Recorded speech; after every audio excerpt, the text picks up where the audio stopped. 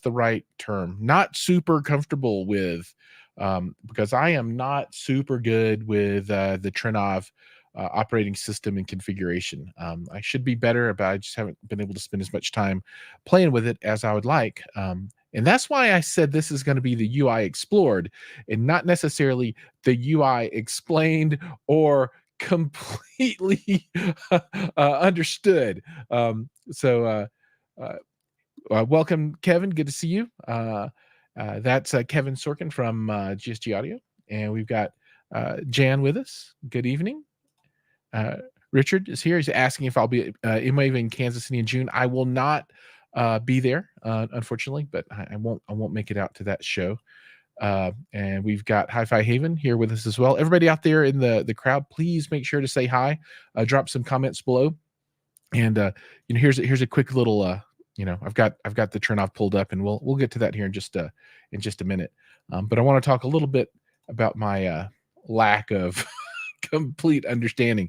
If there's anybody out there that's like super pro at these things and wants to jump in and help, you're more than welcome to get in here, and I can send you a link so you can join and teach us all. But in the absence of that, we're going to stumble along by ourselves and just look at stuff. And we've got Mad Pranas here with us. What's up, MP? Little foundation. So there are lots of different pieces of gear that you can use in your home theater, right? And today we're going to talk specifically about either your AVR or your processor. And the difference typically between those two things is that AVR has amplification built in, and a processor typically doesn't, right? And they're called pre-pros. And then you would have external amplification. Now you can have an AVR that's got pre-outs that you can turn into a pre-pro if you want to, so to speak, and turn off the amp section. Just depends on the AVR. They're like tons of different brands. You can, look at things like Emotiva and Onkyo and Pioneer and Marantz, and start moving up the food chain. There's Acurus and there's Storm and Trinnov, right? And usually the two that are kind of bandied around as the kind of the top dogs are Trinnov and Storm. Although some people will be like, no, my JBL synthesis is the best, or my Datasat is the best, and it's all up for debate, right? They all absolutely will work great. But the two that I've liked the most have been, at the top end, and that's assuming built-in technology in the unit itself is the Trinnov and the Storm. Acurus is good, but you need their external tool to do room correction, that kind of stuff. Makes it a little more awkward. However, I've used the Acurus for a super long time, and I really love it. I've got the Muse.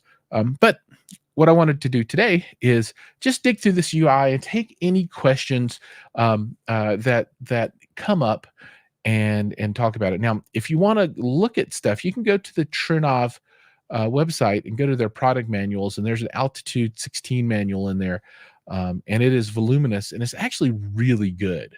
I mean, I can't even imagine the pain that whoever the technical writer, the pain they went through to write that document, because there's a lot of information in there, and I'm sure there's like a first draft and a second draft, and it's probably a living document. Rich is right. Kellen's really good with this stuff. And if any of you out there are looking at home theater upgrades or need any ideas about things, there's a link down in the notes here where you can fill out a form, and that'll come my way. It can help line you up with folks that can give you a hand. And that's everything from $1,000 pair of speakers or $500 pair of speakers up to a $30,000 processor, or $200,000 or $500,000 or $1 million complete new build. So always happy to help figure out the right strategy for you and your home theater build and upgrade process. All right, now we're looking at kind of the main menu. And so if you can see here up at the top, this is the Trinnov Audio app. So for folks that don't know, and the Trinnov basically is a computer, right? So it's much like the Mad VR processor is a computer, right? It runs an OS, and it's got special input and output boards and HDMI stuff, right? But at its core, it's a computer. And what we're looking at now is using the Trinnov app is a screen share off of that machine. So you could actually go to the Trinnov and plug in a mouse and a keyboard and stuff, and use it, directly that way. But it's in the other room, and it's really nice having the capability to sit down at your computer and do this stuff. Now, another feature that's really nifty for Trinnov is that you can actually get on the phone with your support person, right? Your integrator, whoever that might be. Maybe it's uh, Kellen from Dream Media, or it could be somebody from Trinnov, or whoever you're working with, and they would be able to have access into the box, and then control this thing remotely. Assuming it's on your network, and you want it to be on your network, because that's how you're going to get all your updates and all your help and all that kind of stuff. Now you can actually, I forget the name of the tool that they use to do the screen share, but there are third-party tools that you can download and use to actually connect to that, if you want to. But if you go to the Trinnov site, you can download the Trinnov app, and there's one for your iPhone, and then the full-fledged version, of course, runs on your PC, and that's what we're looking at here. And so there are, there's file view, monitoring devices. Help doesn't work for whatever reason. No help for you. And then you get down into the screen, and we're on the main menu screen here. And this, what we're looking at now is it's kind of showing you what the box is doing at the moment. So this is the volume, and you can interactively control it here. So I'm actually controlling the unit that's in the other room, right? I don't have my projector turned on, but I suppose if I started playing music or something through there, we could hear it, and blow something up potentially. And you've got mute, and you can dim down the screen if you want to, and it shows the source. And we'll step through all this stuff in a bit, but this is on my Kaleidoscape source. So it's doing PCM and no up mixer, and that's on the inside. And on the out, there's nothing really changing there. The Trinnov optimizer is on, and that's the room correction technology, and it's pretty sweet. So in my room, there are a number of challenges, right? So I have the same kind of room that I think a lot of people that are kind of in the enthusiast but not super wealthy stack, people that are like, okay, I'm going to spend a lot of money on the gear and that kind of thing, but I can't go buy another house, right? Kind of people. If I could go buy another house, I would have the perfect two row theater, blah blah blah, and I would have a 160-inch tile direct view screen, a whole bunch of others. Anyway, but I don't get to have that. So my room's a retrofit room in the basement, and so it's like about 14.5 by 14.5, and there's like a stairwell on one side. So there are a lot of compromises there, from a room acoustics point of view. And then I've got 4 Atmos speakers in there, and they are not they weren't specifically designed to be Atmos speakers, so there are better options out there. But those are the ones I have, and I don't want to spend any more money. So those are the ones that I use. And I will say that in that room, with the gear I have, it has never sounded better than with this device doing the sound management for the room. That the Atmos really came alive, using this system in a way that it never has before. So I just want to get that out of the way, that I'm thoroughly impressed with the capability of Trinnov and their proprietary room correction technology. It is really cool. And I don't do waveforming or any of the new advanced stuff from a bass management point of view, although I've heard it and it's really good, and they do crazy tricks with that. And we're not really going to cover that today, because I don't really have a way to test that out yet. Well, maybe one day. But I really do like this quite a bit. All right, so file, you can't see it, the drop down menus, but this gives you about Trinnov, and then check for updates view. There's an option to show remote commands monitoring, volume up and down, dim, mute devices. I could disconnect from this device if I wanted to. But now we're back into here. So you can see, like, we got to the volume up, down, mute, and the sources, the clock, This is Ethernet is on, right, and connected. That shows my MAC address and IP address internally and all that kind of good stuff. Um, and then you click on clock, and it shows your status information, CPU load, and the clock mode is external. Um, and then the optimizer, you can see the different things that are on and off: acoustic correction, level alignment, delay alignment, and then Trinnov remapping. This allows you to kind of move speakers around in space when your physical speakers aren't where they really need to be. So it kind of virtualizes and uses, like, it's kind of like how you can get a stereo image between two speakers. You can kind of get the, I guess, stereo between different speakers in the room to make the apparent source of that speaker where it ought to be.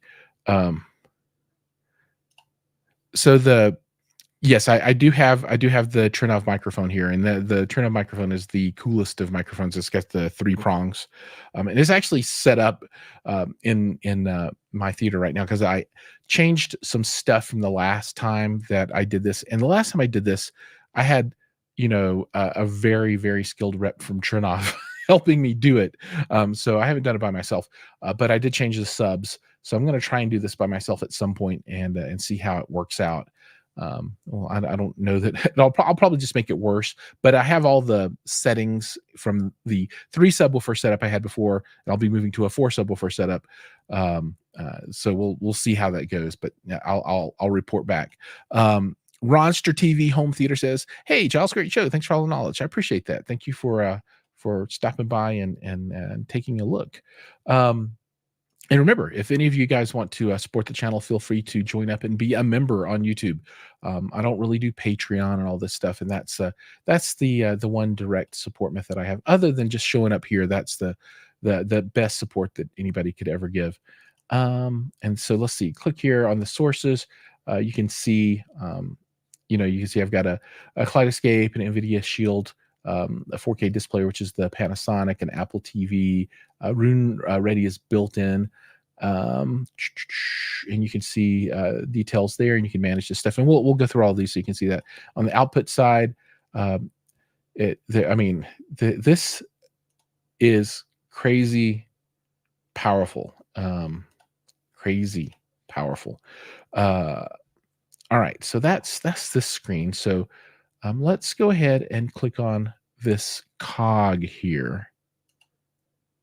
And so we're on the presets. So we'll talk about that. So when you do a configuration for the Trinnov, you can actually save that, and then you can load into any of these things.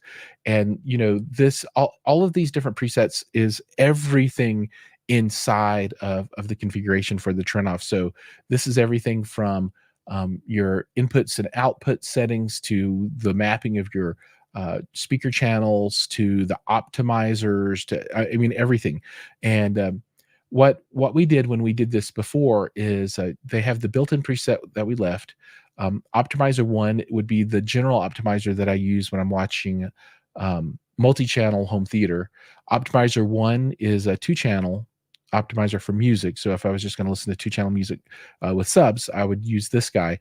And then there's more presets. And then down here, Optimizer 1, an extra copy was saved. So in case I accidentally blow up this one, there's another copy, because you can copy these and move them around and stuff like that. And the prevailing wisdom is that you get a good setup, and then you just save one, right? Just in case, right? Now preset information. I don't know that I've ever looked at this screen. Calibration. So 12/19/23. So we did this calibration about 6 months ago. Preset data, blah blah blah. Sample rate 48,000 hertz. And comments. No comments. My comment would be, "It sounds really good." But that's the presets. So let's go back up to home. Okay, and under home you can see the sources, right? And some of these renamed, and then some just have got the generic HDMI 7, 8 network, Moon Ready, analog, balanced in, blah blah blah, blah, right? and then it shows the presets here. So I think you can change those meters. There's nothing currently playing through this thing right now, so no meters are moving. And then okay, here's another bunch of settings, right? So you can go into Kaleidoscape and you see all of the details here, right? You can go into Shield, 4K, Apple, and really, if you look, I think mostly the only thing that's different is the input connector. So that's HDMI 4, HDMI 3, HDMI 2, HDMI 1, because we all know that Kaleidoscape is the number one source out there. I know them's fighting words for people. And then it's set to use the last loaded source as power on default source. So for me, I basically use 3 sources for the most part. If I'm watching a movie and I want to have the best experience, I use Kaleidoscape. If I'm watching TV or I want to stream something, I use the NVIDIA Shield. I hardly ever use the Apple TV. I hardly ever use the 4K disc player.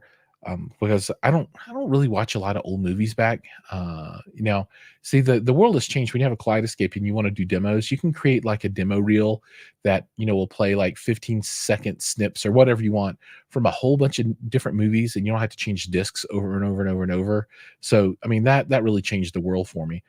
So most of the time I just watch a movie one time and I buy it on Kaleidoscape, and then it just it's there if somebody else wants to watch it, but I don't rewatch a lot of stuff. Then for music, Rune with Qobuz is my go-to source there. All right, so here that's this. Now we're going to look at the optimizer settings, right? So the optimizer is on and all the stuff is on.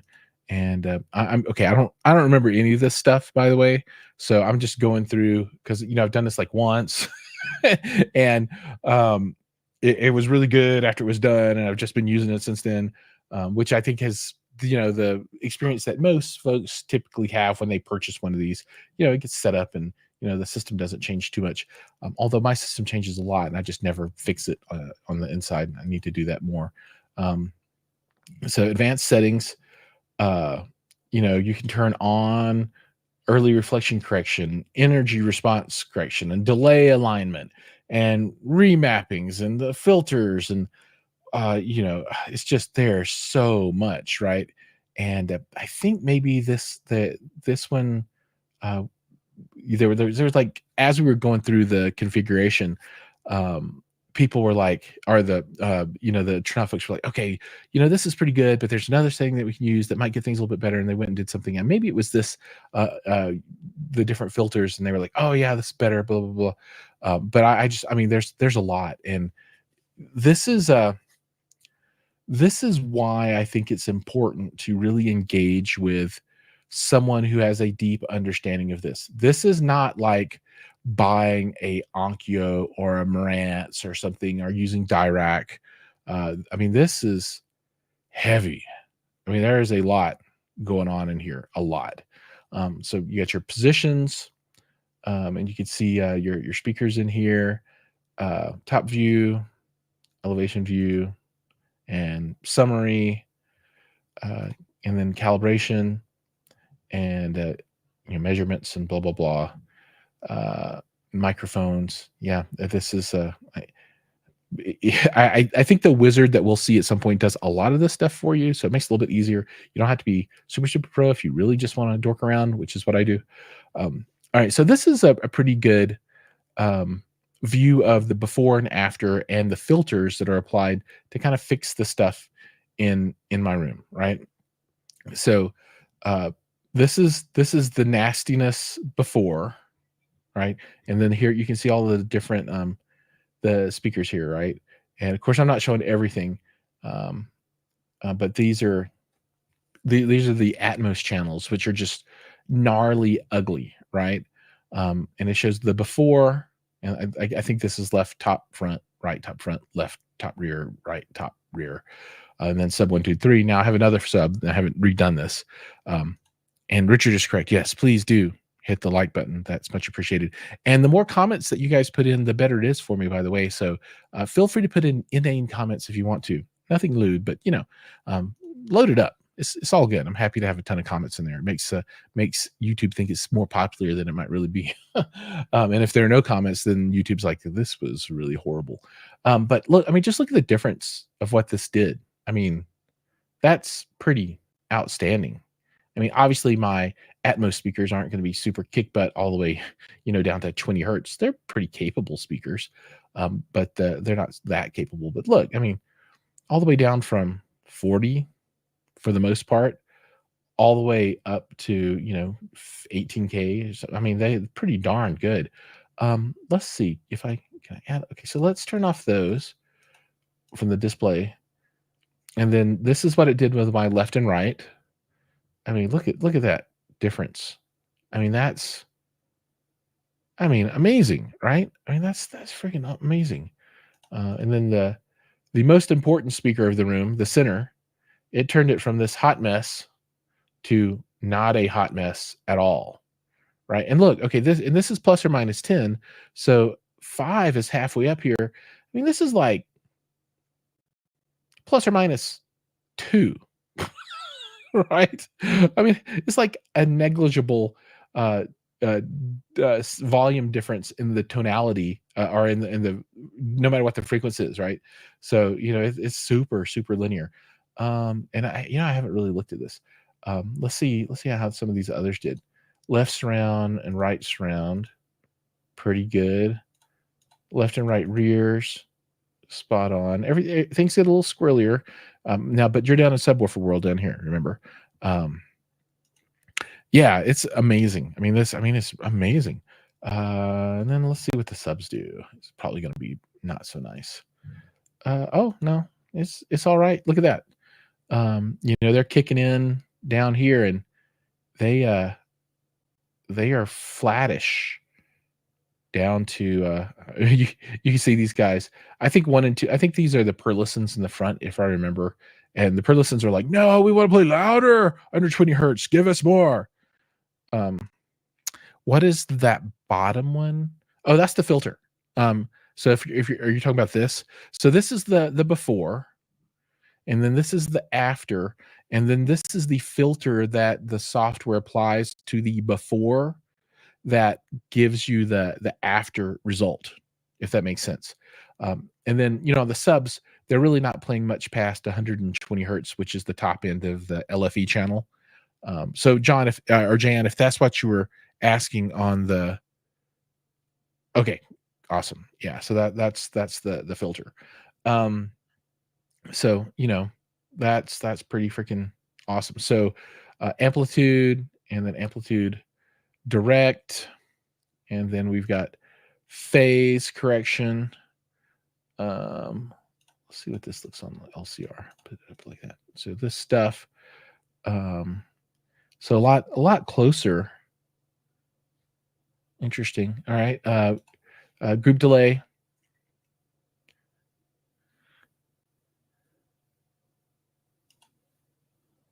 Impulse. And I don't really know if this impulse linear. I don't know. This gets a little bit out of my wheelhouse with the more esoteric stuff. But you can see that the filters, they do a little bit up here, but then they're like, oh, the bass, let's fix this. Or maybe that's, I don't know, time. Oh no, this is time. 4, 7. Yeah. See, I don't even really know how to read this graph. So for folks out there that knows what's going on, all right, let us know. Just curious, does Trinnov tell you how many filters it took to create those results? All I know is that's the filter. I don't know. So I don't know the answer to your question specifically. I don't know if they're like, I get what you're saying. Are they? Is it like at 60 hertz or 80 hertz, do a minus 20 with a Q of 6, right, or something like that? And then how many of these things are in here that make up these filter lines? I don't know I don't remember ever seeing anything like that. I get the question, but I think it's likely an immense number of them, because you can see that this each one of these is probably a different filter, and like 30 on just one channel, and you're doing this across 16 channels. So I don't know, 30 times 16, what are 304, 500 filters or something. And that's a pure guess. I do not know. It's absolutely pure guess. All right, so let's see what else we got here. And then this is display on settings, graph overlay, frames before, measure points. Yeah, okay, I don't know. Okay, processor. This is like CPU stuff. And if the processor was actually doing anything other than just having us look at it, it might show something happening. Master levels, meters. Okay, no, I'm wrong. That's not CPU stuff at all. That's left, right, center. So this would just be volume, volume meters. Yeah, there's nothing going through here. I thought this was the CPU piece, but I think that's somewhere else. Can you export the filter to a active speaker like a Hypex amp? Well, let's see. If I were going to do that,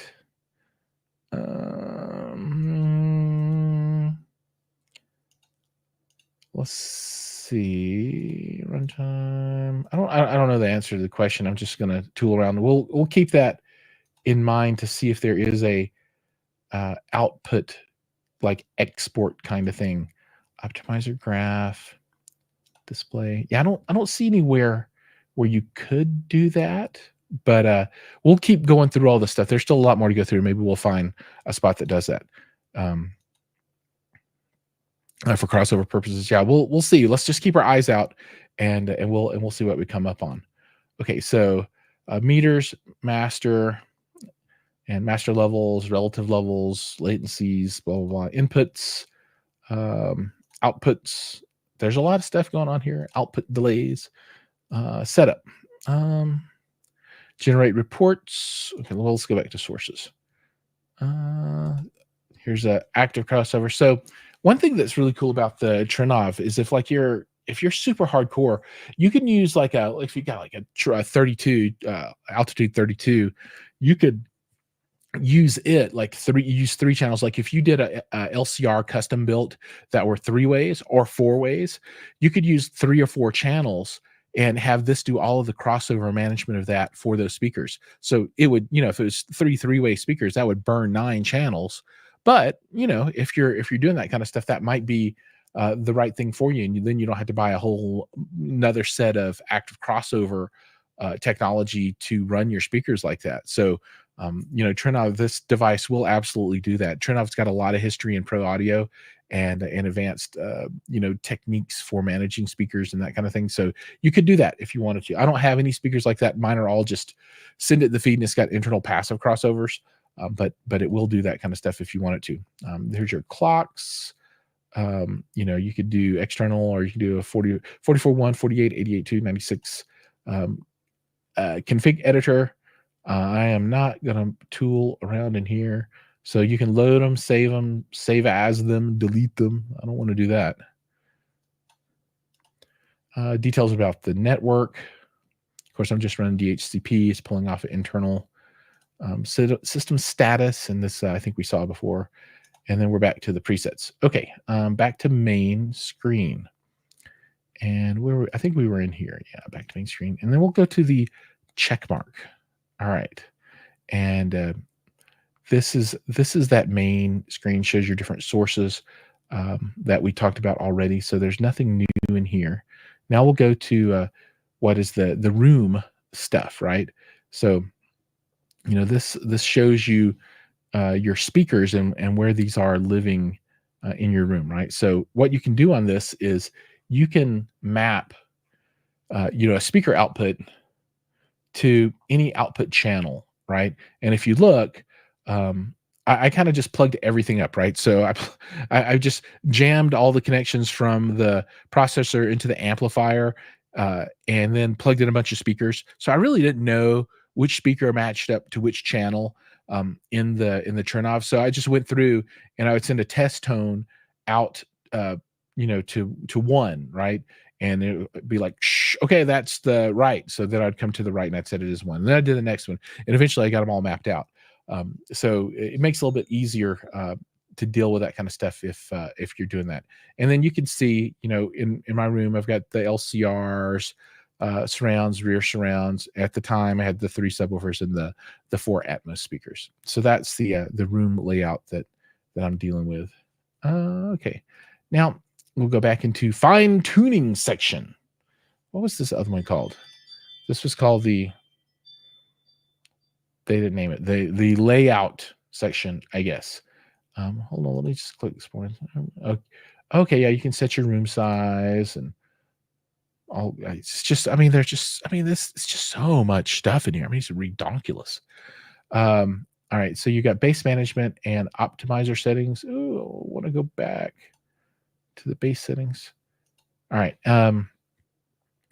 There's quick setup, individual setup, and I think the wizard will run you through this stuff and set this all up for you if you want to. You can see where it's got, my subs are low passed and high passed. Of course, the LFE channel is the LFE channel, but this is where it's pulling and summing from all of my satellites. And then if you want to go through and change stuff, you can put a setting in here, and then you can choose speakers to assign it to. And subs to assign it to, and then you can apply it. And this says, be careful, applying new settings will overwrite the existing ones. And so I am not going to dork with all of this stuff because I don't want to mess it up, because I do want to watch a movie tonight later. And then let's see, that takes us here. Let's go back to the main screen. Okay, and then this is the representation of the little microphone. Right, so that's kind of what that looks like. And speaker room optimizer. Welcome to the speaker room optimizer process. Here are the first essential steps to control the acoustics in your specific space, blah, blah, blah. So you can edit an existing configuration or start a new room configuration here. And once I practice with this a little bit more, and I get to the point where I feel comfortable doing room configurations, I'll do another stream and we'll run through that process, and I'll show you exactly what that looks like. I don't feel comfortable doing that now. I'm just comfortable enough to run us through the UI and hopefully not blow up anything. I don't think I've blown up anything.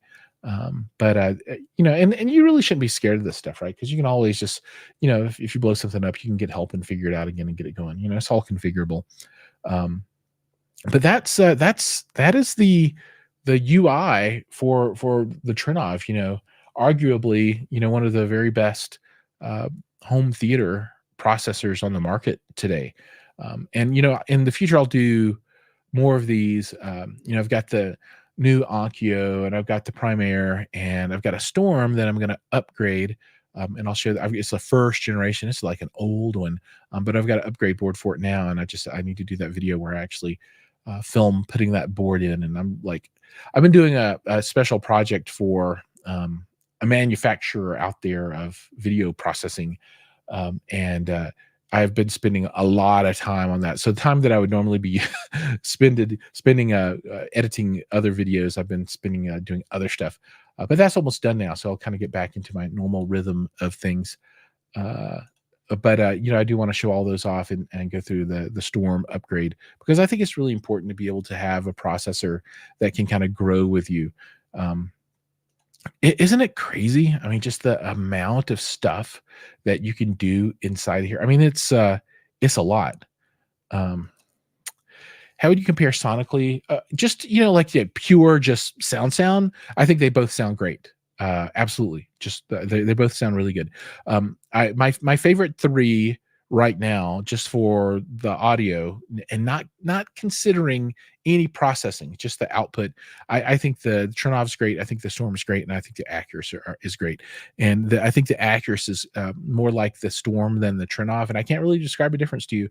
You just have to listen to them. But I think the Acurus and Storm are very similar. After that, you really get down to the room correction technology and that kind of stuff. And there's some differentiators there. But just as far as sonically how they go, I think they both are. All 3 of those sound absolutely wonderful.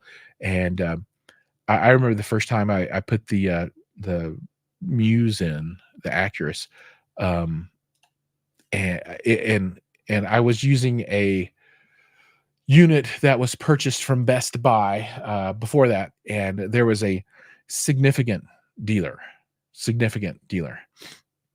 Um, can't you get your dealer? Absolutely, you can. Totally, totally, you can totally do that. And that's why I was saying before that, that dealer relationship I think really becomes super important with this type of device. So where things are a little bit different than me than I think for your typical customer is I like to get in here and mess stuff up and play, right?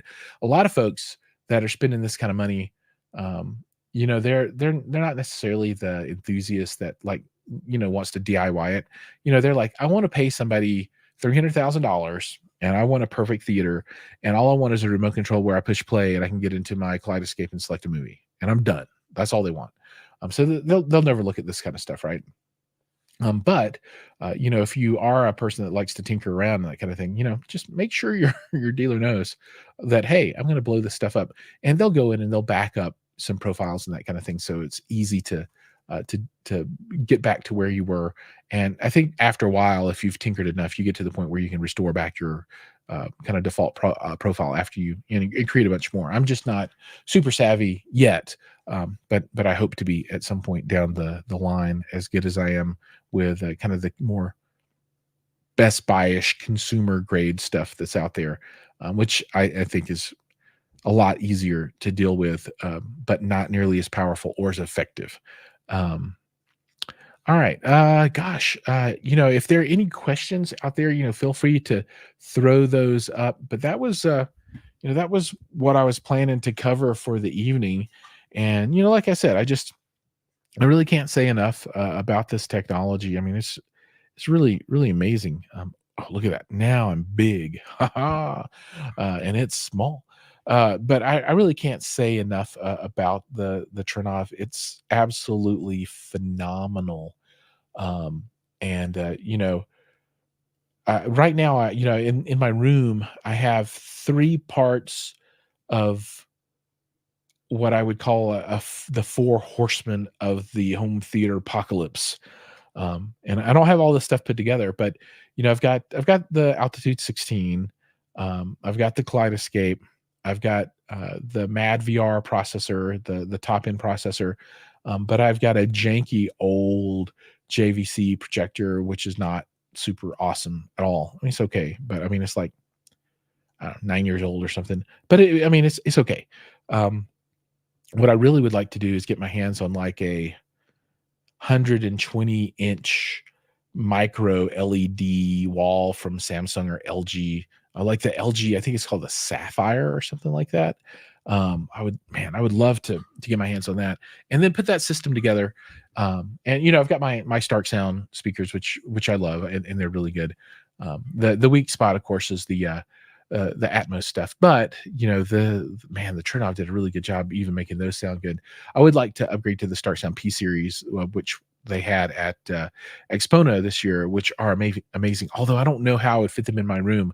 They're really designed to have some space, right? I mean, they are big units. So I'm kind of neither here nor there and trying to figure out what I want to do about that stuff. But realistically, I will stick with the speakers that I have because it's a lot of money to start swapping that stuff out. And I think they're mighty fine for my purposes. Actually, I think they're really, really good. But the display, the screen, is my big problem right now. Right? And there's like one company, Just Video Walls. That's another piece of technology I wouldn't mind using. Um, Richard, you and I, great minds think alike. I was just calling them out. Problem is, I just don't have, the free cash, right? I've got a 15-year-old, and it's car time, so money that I might otherwise spend on toys, I will be spending on a new vehicle, or probably a new to us vehicle, because I don't really like paying for that depreciation. You guys know how that goes. And I don't just have enough FU money to be like, I'm going to buy what I want. So I think figuring that out will be a while. One thing I have considered doing is with the advent last year of the wave 100-inch televisions. So in my room, I don't have a super big screen. It's it's a 2:4:1, and it's about 118 inches, something like that. Diagonal in the 2:4:1. It's a masking screen, and when I mask it down to 16:9, it's about the size of a 100-inch TV in there. Um, uh, so what's mine is hers, and what is hers is hers. So that doesn't that won't work. Um, uh, no, we're all in everything together, and it's just the money for our video wall is just not a priority for us right now. But what I might do is just pick up a 100-inch TV and just kind of eat my own dog food, because I've talked a lot about the demise of the projector and that kind of stuff over time. And I could pick up a 2,000 or $3,000 100-inch screen, which would give me the same size experience at 16:9, not nearly as nice on 2:4:1 scope, right? But in 16:9, and I watch a lot of TV, so it wouldn't be that bad. And the picture coming off those things for less money than a big old JVC projector. It's maybe I'll just bite the bullet, and I can just rip the projector out of the ceiling and reclaim some space and not have to worry about that, and be able to use the room with the lights on. And just there's a whole plethora of advantages that you gain when you move away from technology that makes you turn your lights out for the experience to be even halfway decent. There's a lot of stuff. I mean, and then if I were going to build a new room and I had a lot of money, if I had all the money in the world, I would never put a projector in. Just I would not do it. You can use that space for so much. No, not I am so not doing ultra short throw. I mean that's right now. Ultra short throws are really hurting, right? So not a lot of people are doing 150-inch, 100 ultra short throws. People. I think the sweet spot for the ultra short throw was the 100 to 120 inches, and the television market is just going to kill that, right? It's TCL has the new 115-inch, which is like 20 grand or something on the street right now, which is ridiculously expensive compared to a $5,000 UST. But I think people that are doing 150-inch screens are not doing the enthusiasts. They've got a $15,000 or $20,000 JVC back there, right? Um, I I think the UST market is really gonna be devoured, consumed by the large form factor television. When we get that 115-inch down to $5,000, that's the UST will be relegated to use cases where you can't get the TV into the space, meaning that you just like you have to go downstairs and there's a turn or something, and you just can't get the TV there. So the only thing that you can do is use a UST, and that's going to be where those kind of fall out at. So um, I think that's what's going to happen. Hi-Fi Haven says, I'm thinking about doing a 100-inch also. That 100 blah blah blah something K from Hisense, no, from TCL, Hisense. I mean, just a really, really solid television, and for the money, an absolute steal. Um, uh, Absolutely, you can. But for me, I don't. Who actually can project?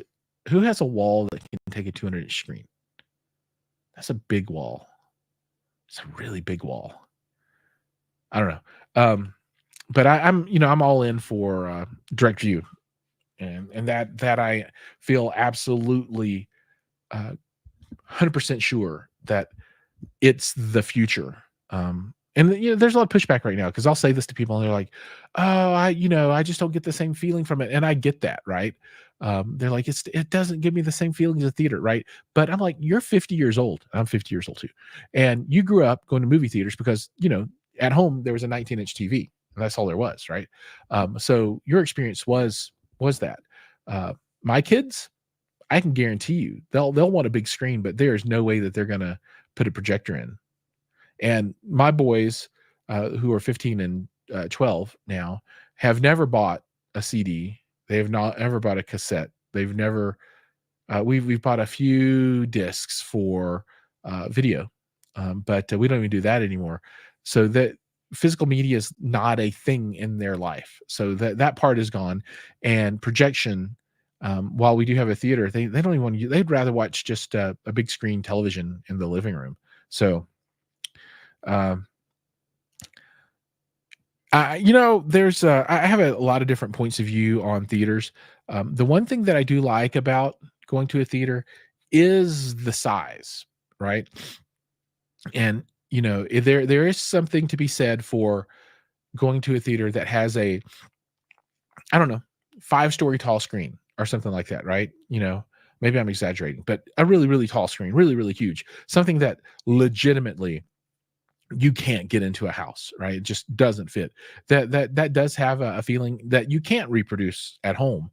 And even in commercial theaters, because they're doing direct view panels in commercial theaters now already. And they even have specialty use cases like at the Sphere in Vegas. That's all direct view stuff. Um, but that really big environment, I do find that to be special still. And that's something that you can't reproduce at home. Um, it could be IMAX, it could be a Dolby theater. They all come in pretty big flavors. There are some of like the real IMAXs, not the what they call Limax. But like if you go to the IMAX in Irvine at the Irvine Spectrum, that thing is humongous, right? It's big. And that's the kind of thing that I'm talking about. You just can't reproduce that at home. There's like 100 seats of theirs. I mean, it's just, well, more than that. I mean, it's like seats are like angled like this and it just goes up. I mean, it's like screen's like 100 feet tall or something. I don't know. I don't know what the real measurements are, but it's super huge. Um, but that's kind of my take on that stuff. I don't even know how I got off on that tirade. Um, but again, so that for folks that just joined, we went through and took a look at the UI for the Trinnov Altitude 16. If you missed it, you can go back and watch it over. It's all there.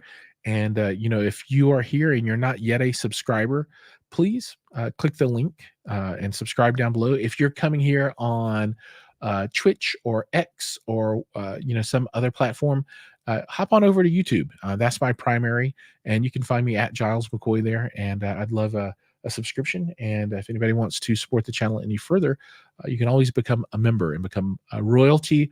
Much like Richard is, he is a royalty here. He is a member. He gets the special symbol beside his name that only royalty get. Experience is completely different with a TV. The light will project to you. A projector is easier on the eyes. That's another common pushback that I get for folks. They're like, no, I can never go to a direct view because of the light's different. For me, it's not an issue. I've got projection and direct view TVs, and I can watch either of them as long as the other doesn't cause me any problems. But my experience won't be the same as other people's experience. But um, and I also sit in front of a computer all day long too. So maybe I've trained myself into that kind of thing. But for me, the amount of light that comes off a direct view versus the amount of light that comes reflected off a screen, I don't know. It ends up being about the same. And the direct view is going to be able to obviously do more because you'll be able to really get into HDR in ways that projectors really can't. And have different kind of visual experiences. But no, I totally get your point on the how there are differences between projection and direct view.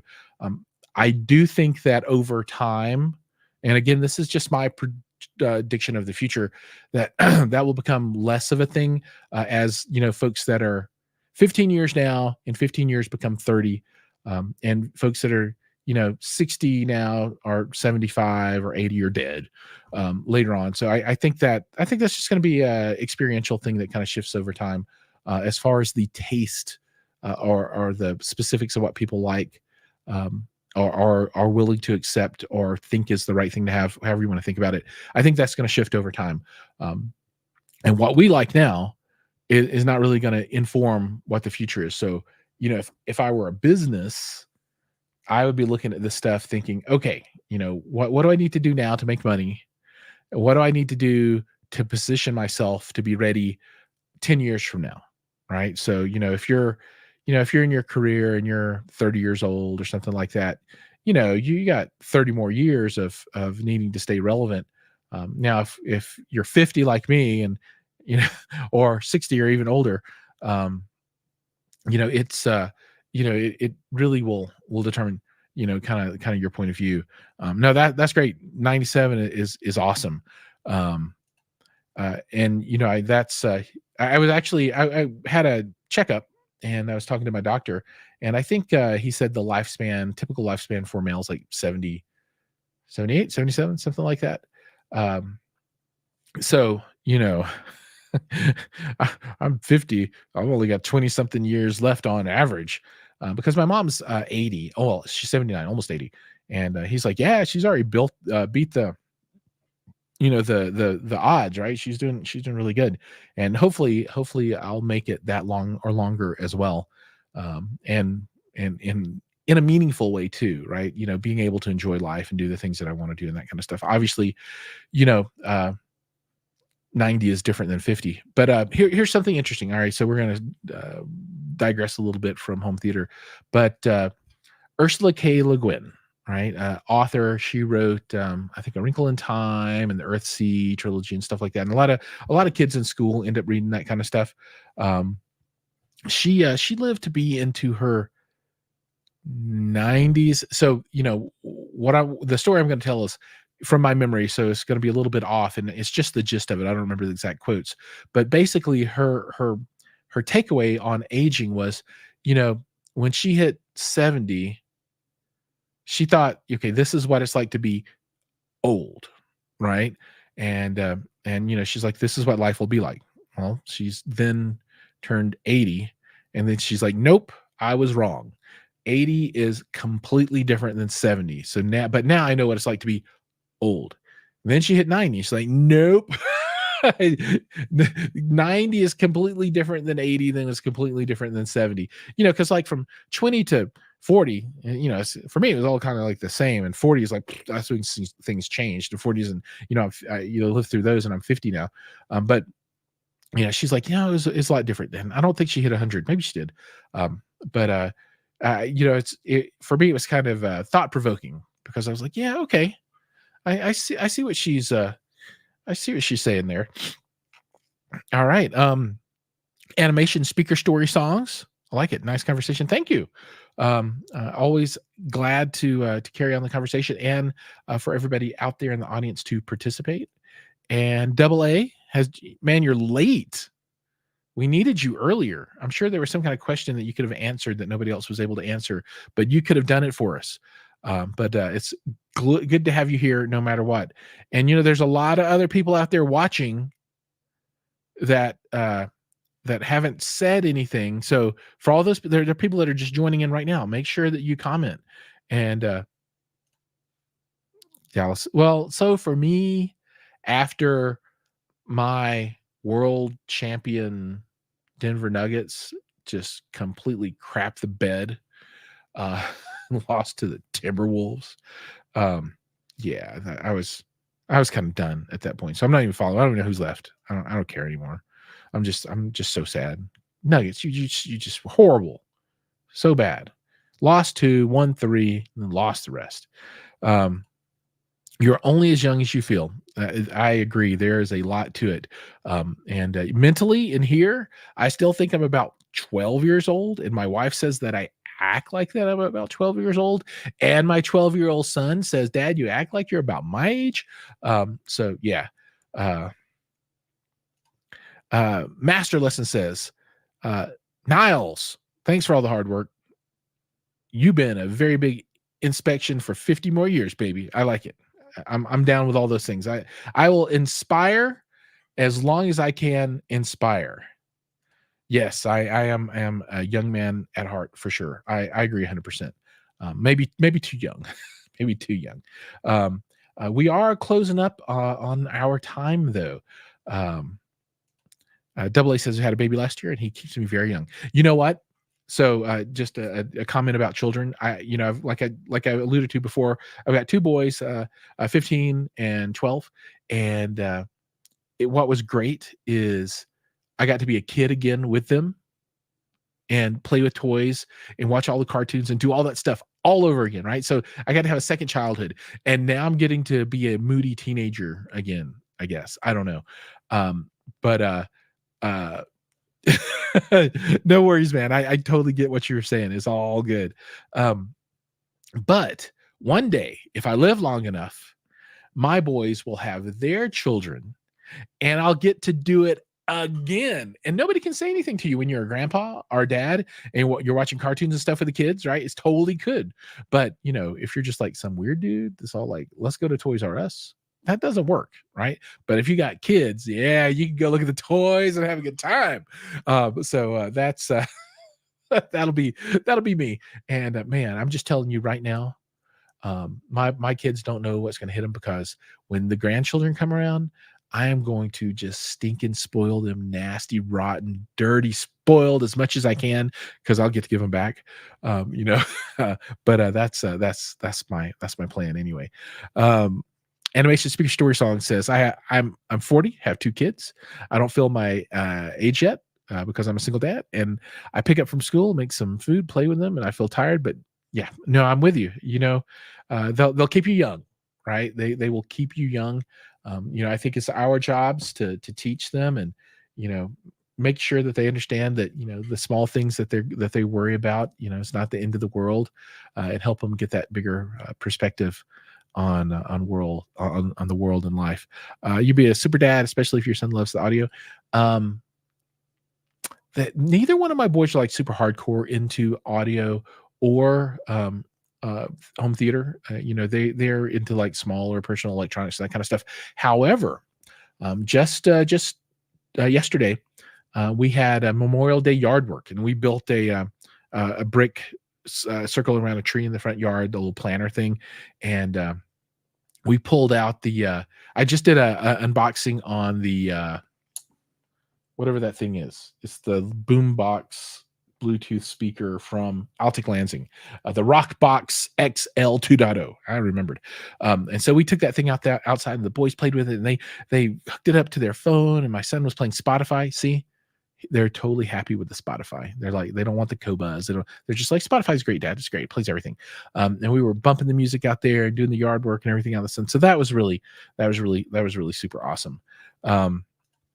Yeah, great way to end the show. Can't wait to be grandparents. So one of these days. Oh, and on that, I do need to end the show, because it's 8 o'clock my time.